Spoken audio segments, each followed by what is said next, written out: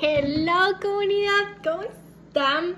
Bueno, como ustedes saben, se están viviendo momentos muy tensos acá en Venezuela. Hoy, el día que estoy grabando este video, es 30 de julio de 2024.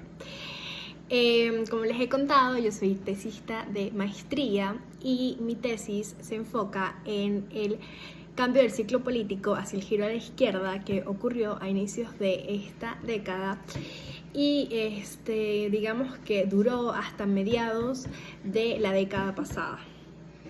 Y que ahora se está hablando de un nuevo cambio de ciclo político hacia un giro a la derecha. Entonces, quiero leerles lo que yo escribí en mi tesis, porque siento que el video que ya les hice es bastante informal y realmente creo que hay mucho más contenido que quizás quedó por fuera. Entonces voy a proceder a leerles lo que yo escribí. ¿Por qué es importante hablar sobre este tema? Bueno, el giro a la izquierda es súper importante porque y específicamente en Venezuela. Bueno, primero porque Venezuela fue el país pionero en hacer esta transición. Dos, porque fue un fenómeno latinoamericano bastante importante y es súper interesante porque al ser venezolana y al haber crecido en Venezuela, rodeada de este giro a la izquierda, yo pensé que esto solo le había ocurrido a Venezuela, Ecuador y Bolivia. Y resultó que no fue así. Que muchos otros países atravesaron por esta transición, estos procesos fueron distintos y que correspondió a unas realidades sociales determinadas. Además, siento que esto es súper importante estudiarlo en este momento presente porque en Venezuela todavía seguimos en lo que llamamos el giro a la izquierda. Yo le llamaría la prolongación del gobierno chavista, pero no considero que esto sea realmente...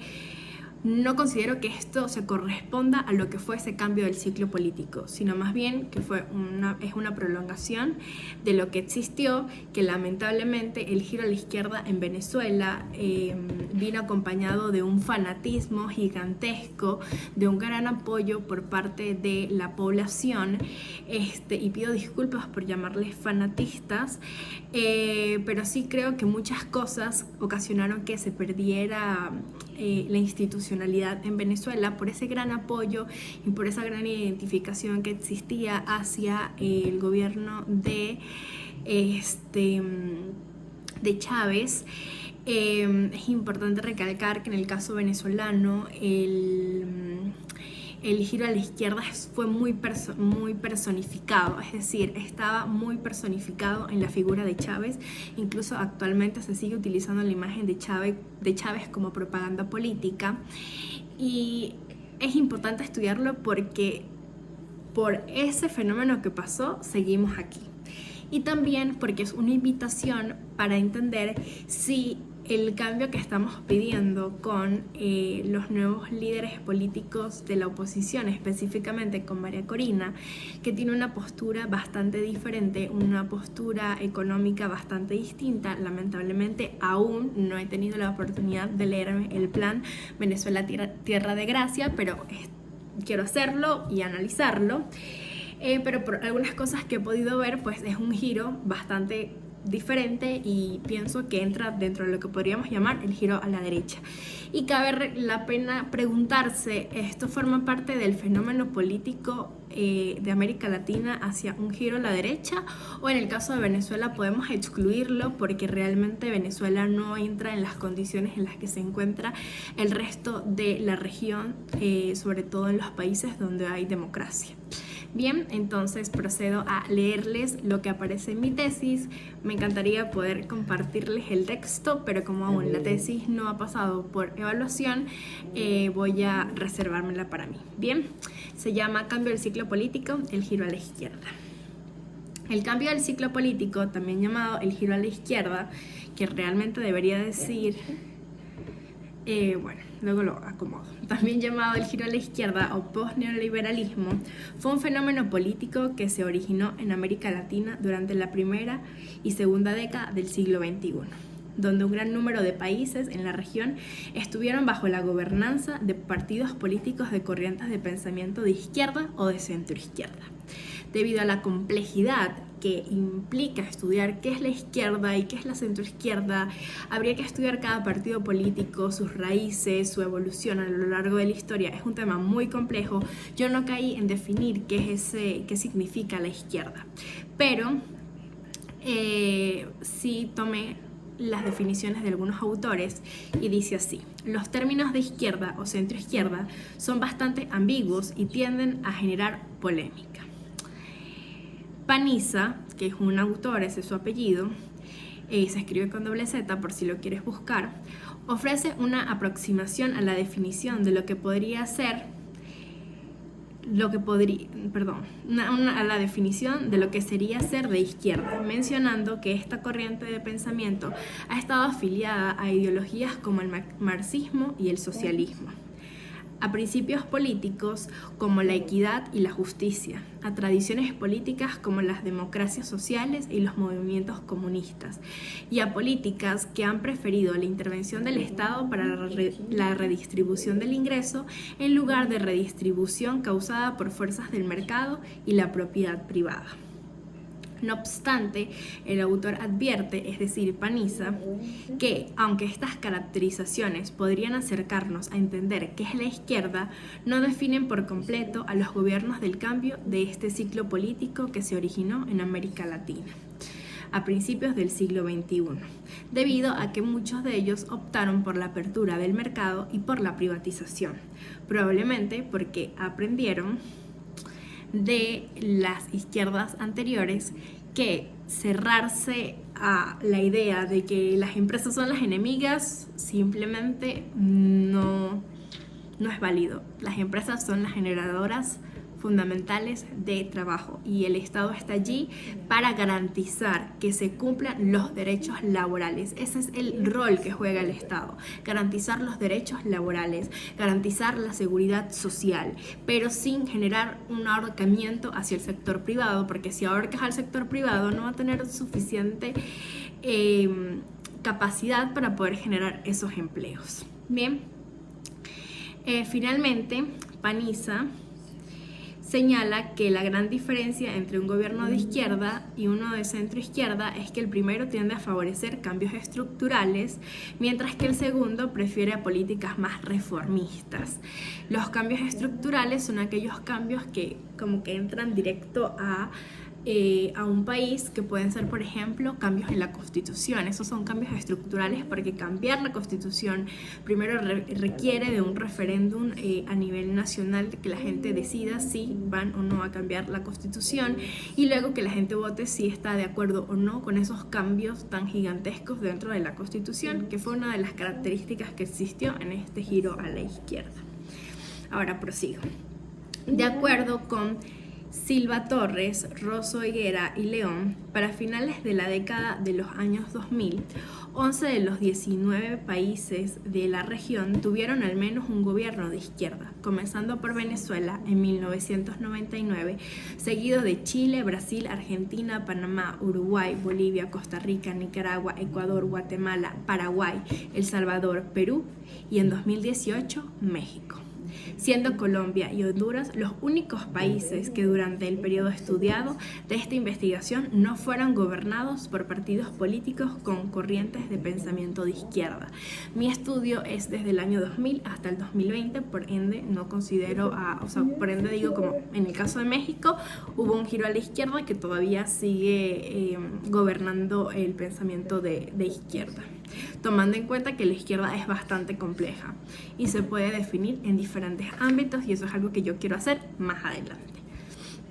Este fenómeno político surgió de las demandas sociales insatisfechas y del descontento social que se había generado producto del resultado de las políticas económicas que se habían implementado en años anteriores. Para recordar, la crisis económica de los 80 y principios de los 90, que se suscitó en gran parte de los países de la región, tuvo repercusiones negativas en la esfera económica y social debido a la contracción económica, los altos niveles de inflación, el aumento del desempleo, el aumento del sector informal, la crisis de la deuda y el desbalance fiscal.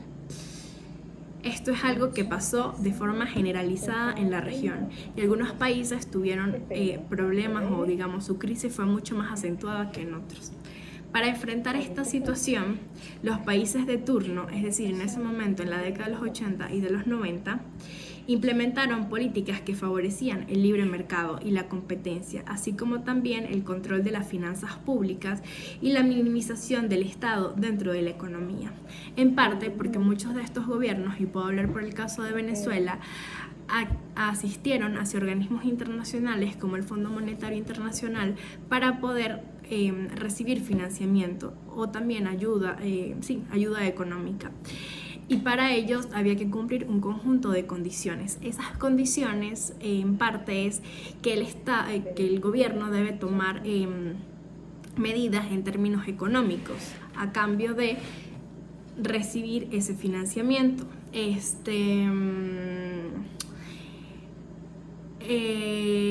Y bueno, ya les voy a seguir leyendo porque lo que les iba a decir está aquí.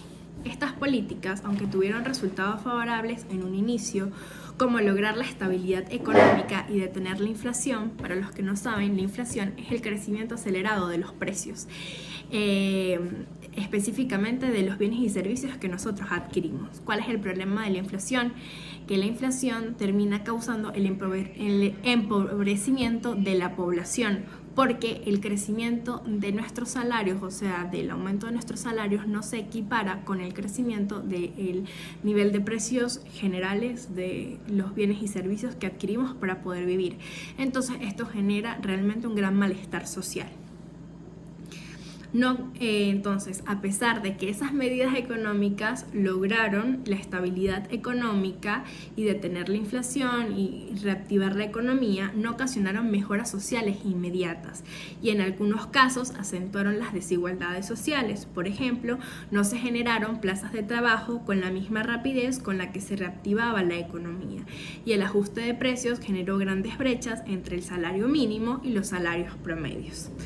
Sus pocos efectos positivos se fueron disipando a finales de los 90, trayendo consigo nuevamente el aumento del desempleo, la desaceleración de la economía y la persistencia del sector informal, a lo que se le suman los altos niveles de pobreza y de desigualdad. Antes de esto, yo mencioné una parte que decía que hubo una mejora económica, pero que esto no se vio en términos sociales, que se reactivó la economía, pero digamos que no se generaron nuevas plazas de trabajo. ¿Qué quiere decir esto? Esto quiere decir que digamos que se activa la economía, pero no específicamente la economía que contrata gente.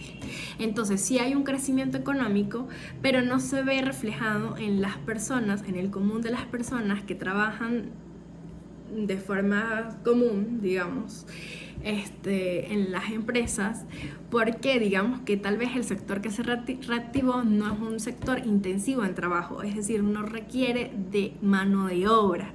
Entonces aquí es cuando hay como una diferencia entre lo que puede pasar económicamente y a nivel de la economía y la reactivación económica y lo que pasa con las poblaciones. Y esto genera descontento porque también es una muestra de la desigualdad de ingresos que termina enriqueciéndose una parte de la población que digamos son los comerciantes, por ejemplo, pero no la clase asalariada. Bien. Entonces, a pesar de esas mejoras, estas mejoras y estas políticas no fueron sostenibles en el largo plazo.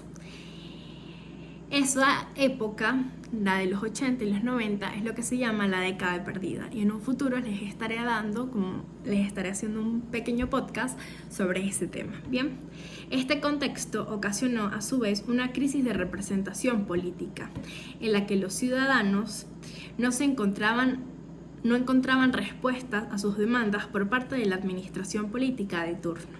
Recuerden que los gobernantes, presidentes, gobernadores, alcaldes, concejales, son nuestros representantes ante el Estado y ellos son los que administran los recursos públicos por un periodo de tiempo determinado.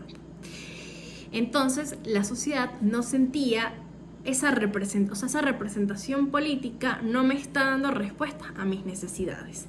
Y esto abrió paso a la aceptación de nuevas propuestas de política que dieran prioridad al crecimiento económico con redistribución y equidad. Es decir, la redistribución es que crezca la economía, pero que eso se pueda ver también en que hay más educación, en que más personas acceden a la educación, en que hay programas de alimentación escolar, en que hay más fuentes de trabajo, en que hay programas sociales, etc. De modo que el cambio del ciclo político, más que la búsqueda de la gobernanza de corrientes de pensamiento de izquierda o centroizquierda, se trató de la oportunidad de presentar nuevas iniciativas de política pública, acordes a las demandas de la sociedad, dado que los modelos de desarrollo económico del pasado se habían agotado, o sea, necesitábamos nuevas respuestas. En algunos países se dio a través del surgimiento de nuevos partidos políticos. Por ejemplo, Venezuela, Bolivia y Ecuador, ya que los partidos que eran tradicionalmente de izquierda habían perdido su fiabilidad por haber participado de las reformas del Consenso de Washington. A eso me refiero con la década perdida. En el caso de Venezuela fue el gobierno de Carlos Andrés Pérez. Mientras que en otros países se dio a través de la gobernanza de los partidos tradicionales de izquierda. La caracterización de los gobiernos que formaron parte de este cambio del ciclo político no fue homogénea. Algunos gobiernos optaron por tener políticas más intervencionistas que otros. Por ejemplo, en Venezuela, bajo la presidencia de Hugo Chávez, se nacionalizaron empresas de la industria siderúrgica, de telecomunicaciones y de electricidad, así como también se crearon un gran número de empresas propiedad del Estado. Llegaron a tener más de 500 empresas bajo su administración, que sigue siendo así. En Bolivia, bajo la administración de Evo Morales, se tomó control de algunas empresas extranjeras de gas natural y se nacionalizaron las minas. Y en Ecuador, bajo la administración de Rafael Correa, se aumentó la cuota que le correspondía al Estado por los ingresos petroleros extraordinarios. Mientras que hubo gobiernos que optaron por la privatización, como fue el caso del gobierno de Ricardo Lagos en Chile, donde se otorgó la concesión a empresas privadas de administrar las empresas estatales que proveían de servicios públicos tales como el agua y la viabilidad.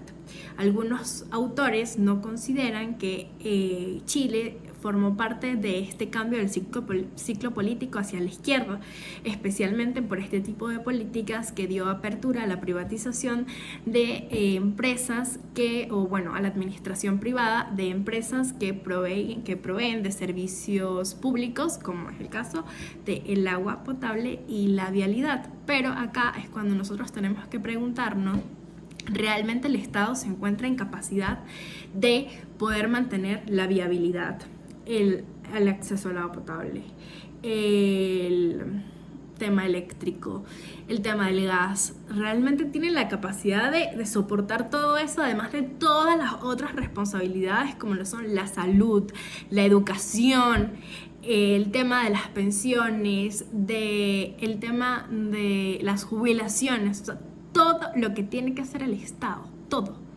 Pues además es otro. Es una pregunta, la dejo abierta, puedes dejarla en los comentarios tu respuesta. Otra diferencia entre los gobiernos que formaron parte del ciclo político fue el grado de apertura hacia el comercio internacional y la inversión extranjera. Mientras que hubo gobiernos que optaron por mantener políticas que favorecían esta apertura, por ejemplo, el gobierno de Ricardo Lagos en Chile, donde se mantuvieron las tarifas arancelarias bajas, se eliminaron controles de capital y se firmaron acuerdos de libre comercio con diversos países, incluido Estados Unidos, o el caso del gobierno de Tabaré Vázquez en Uruguay, que mantuvo acuerdos bilaterales con Estados Unidos para promover la inversión. Hubo otros países, como fue el caso de Venezuela, que optaron por favorecer la apertura al comercio internacional y pactos y alianzas hacia otros países, como lo fueron Irán, Rusia, China en detrimento de Estados Unidos. Entonces, esto es otra característica. Algunos países decidieron sí tener libre comercio o favorecer el comercio hacia países que se le llaman, que son bastante fuertes económicamente, mientras que en el caso de Venezuela se favoreció hacia otros países. Por ejemplo, Rusia es un país que no está en democracia, China es un país que no está en democracia, así que es interesante pues por qué. Pero también creo yo que en el caso de Venezuela es porque se lo podía permitir, o sea, la bonanza económica gracias a los ingresos petroleros era tal que se podía permitir darse esos lujos y no negociar con Estados Unidos o con algunos países que digamos son las potencias económicas a nivel mundial. A pesar de sus diferencias, es decir, de las diferencias entre los diferentes países que formaron parte de este cambio del ciclo político hacia la izquierda, un autor llamado Stossel argumenta que hay 3 aspectos que hacen que estos gobiernos formen parte de un mismo cambio del ciclo político. El primero es su vínculo con la democracia, como una forma de régimen político común. Bajo este argumento señala que los gobiernos que formaron parte del nuevo ciclo político buscaban fomentar la democracia participativa a través de referéndums y consultas populares con el fin de conocer las opiniones y deseos que tenía la ciudadanía en asuntos importantes como las reformas constitucionales. Y esto es súper importante porque le da voz a la gente. Cuando la gente puede votar, la gente siente que el Estado le pertenece, se sienten parte de. Y cuando te preguntan, vamos a cambiar la Constitución, ¿qué opinas? ¿Qué opinas de este cambio? Que la gente se siente parte y no se siente como un agente pasivo que solo recibe las políticas por encima, directa o indirectamente, sino que se siente una persona partícipe del Estado.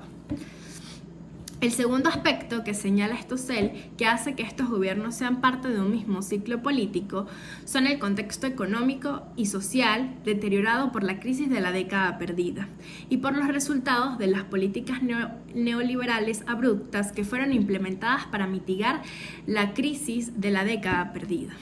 Y finalmente, o sea, el tercer argumento, es el contenido de los proyectos políticos post-consenso de Washington, es decir, entender que unas políticas súper estrictas en temas fiscales como reducir el gasto público en temas sociales termina generando un malestar enorme y no queremos eso, queremos que la gente esté bien, porque por supuesto podemos decir, bueno, los impuestos nos ahogan, pero ¿qué pasa con aquellas personas que dependen del sector público para poder acceder a salud? ¿Qué pasa con esas personas que dependen de sus pensiones? O sea, ¿cómo le dices a la gente, te voy a recortar un momento?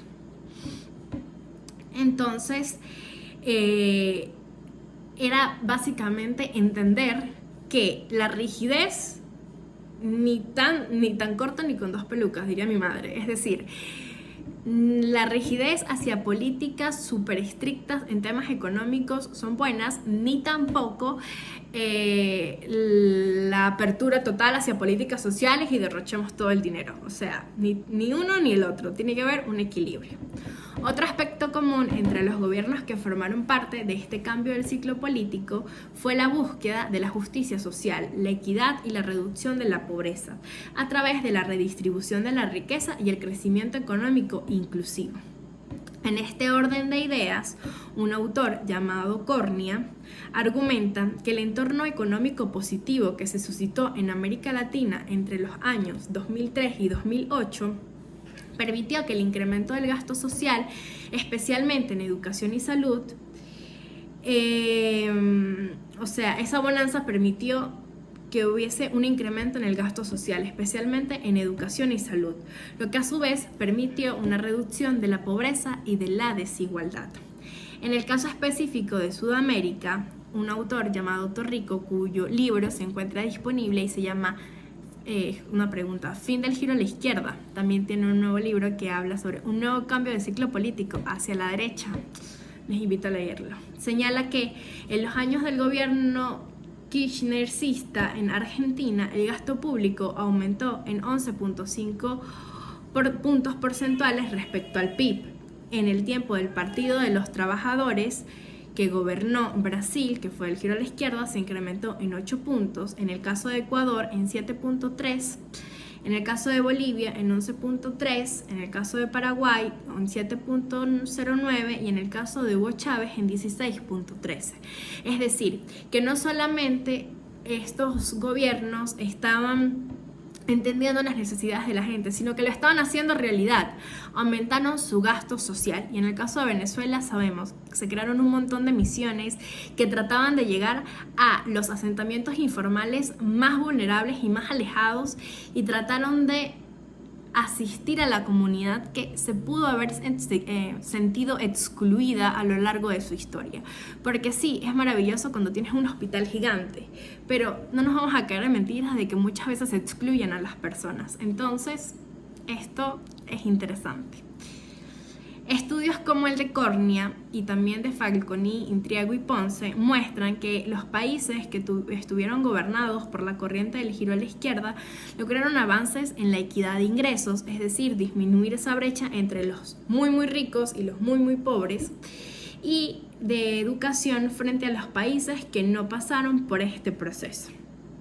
Bien, en términos generales, básicamente eso era el giro a la izquierda. Y fue un cambio de ciclo político. ¿Qué es un cambio de ciclo político? Una nueva forma de hacer política pública, donde se pone en el centro a la sociedad y se pone detrás al crecimiento económico, porque de nada sirve crecer económicamente si eso no se ve reflejado en mejoras en nuestras poblaciones. Esto lo dice un planteamiento teórico muy importante, que es el enfoque de las capacidades humanas. Para ello pueden leer a Amartya Sen y también a la señora Nussbaum, que se me olvidó el nombre, Martha Nussbaum. Pueden leer sobre ello y entender un poco más sobre estos conceptos. Recuerden, esto no son verdades absolutas, es entender un poco la historia, nuestra historia latinoamericana, entender por qué pasaron estos fenómenos, por qué, por ejemplo, en nuestro caso Chávez llegó al poder, por qué sigue existiendo Maduro en el poder. Y eso es una gran pregunta y la respuesta yo la tengo por un quiebre en la institucionalidad de nuestro país. Si encuentro algún artículo científico sobre estos temas, con gusto se los comparto. Muchísimas gracias por haber visto este video hasta el final. Espero que te haya gustado y si es así, dale like, también comparte y puedes suscribirte. Y recuerda dejar comentarios abajo sobre qué quieres escuchar. Y si quieres hablar de algún tema, podemos ponernos en contacto y con gusto podemos hacer una entrevista y hablar libremente. Recuerda, Ciudadanía con Conciencia es un espacio donde tú y yo crecemos y donde nos cuestionamos nuestras realidades sociales con la finalidad de construir un mundo mejor. Bye, yo soy Antonella Del Vecchio y bueno, espero les haya gustado.